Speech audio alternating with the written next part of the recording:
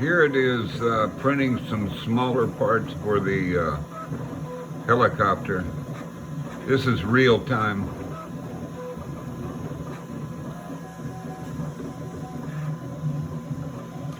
It's cutting about 4 different files at on the same plate, which is kind of neat.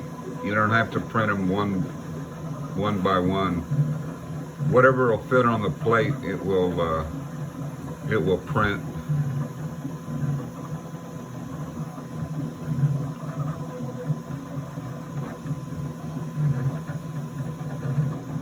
This particular print is going to take 3.5 hours from the start.